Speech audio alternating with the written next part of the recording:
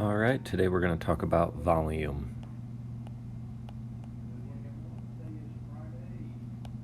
So what is volume? Volume is the space inside a container. It's the space inside some three-dimensional object. So we always measure volume in cubic units. So volume is 3D, so it's measured in cubic units or units cubed. All right, the formula for a rectangular prism, today we're going to talk specifically about rectangular prism. So for rectangular prism, we have the length times the width times the height. 3 dimensions.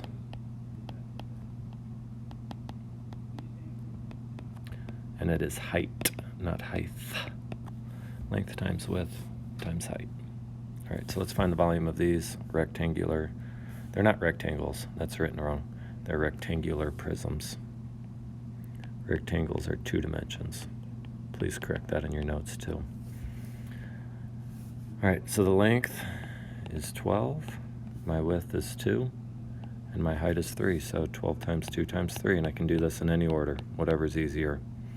I'm going to do 12 times 3 is 36, times 2 more is 72. And then we're doing millimeter times millimeter times millimeter, so it's millimeter to the power of 3, or cubic millimeters. Okay, my length times my width times my height.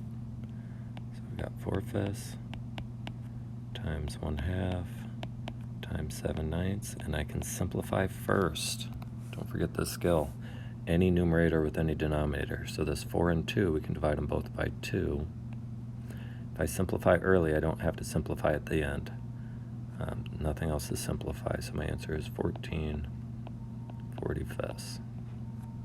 And then meter times meter times meter, cubic meters. We need to make sure they're all meters. If one of these was written in centimeters, then I would have to convert early.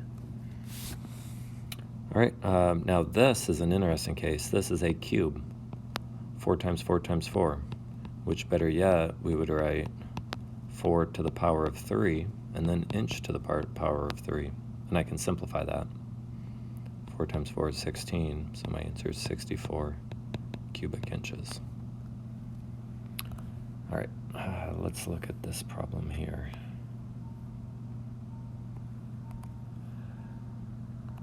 Okay, how many small cubes is a large solid made of? So I have to figure out how many of these cubes are in the large solid. Okay, well, I can just do 3 for my length, 4 for my width, and 4 for my height. So 3 times 4 is 12, times 4, my answer is 48 small cubes. Okay, let's find the volume of one of the small cubes. Well, notice it gives us 1/4 here. Because it's a cube, it's 1/4 times 1/4 times 1/4, or 1/4 to the power of 3, like we just did up on that example above. So it's 1/64. Because 4 times 4 times 4 is 64. 1 times 1 times 1 is 1, not 3.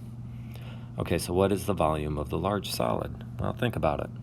If one of these cubes, and it could be any one of these cubes, is 1/64, and we have 48 of them, we could do repeated addition, 1/64 plus 1/64 plus 1/64, do that 48 times, or we can just multiply 48 times 1/64.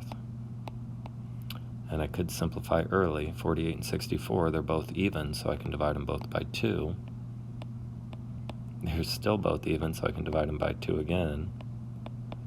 They're still both even, so I can still divide by 2. Still both even, divide by 2 again. There would have been a faster way to do this, and my answer is 3/4. I could have originally divided by 16, and it would have gotten me to 3/4.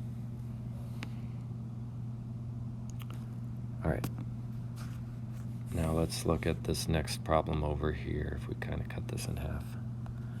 The figure below shows a hollow box in the shape of a rectangular prism. Note that the box has a lid on it. All right, use a calculator to find the volume and the surface area. We'll just do it without a calculator. Volume equals length times width times height, so 14 times 10 times 2, and I can do this in any order. I would rather do 14 times 10 first, 140 times 2. My volume is 280. And since we're multiplying feet 3 times, feet to the power of 3. Then for surface area, remember how we do that? We find the front, we find the top, we find the side. The front is 14 times 2, 28. The top is 14 times 10, 140. And the side is 2 times 10, 20. So we add those together, and if we write neater than I did there, you'd easily see it's 188.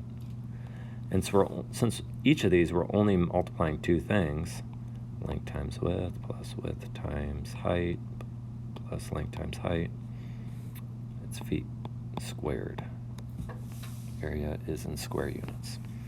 Okay, so next, the box was made from wood. Okay, so the box is, which measure helped the carpenter know how much wood to buy.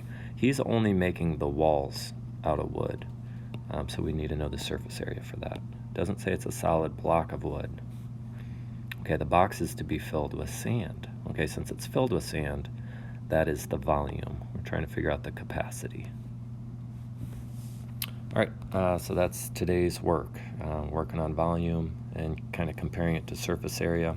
Down here are some of the topics in Alex you could work on. Volume of rectangular prisms, distinguishing between surface area and volume. Volume of a solid, volume, all kinds of volume problems. All right, good luck.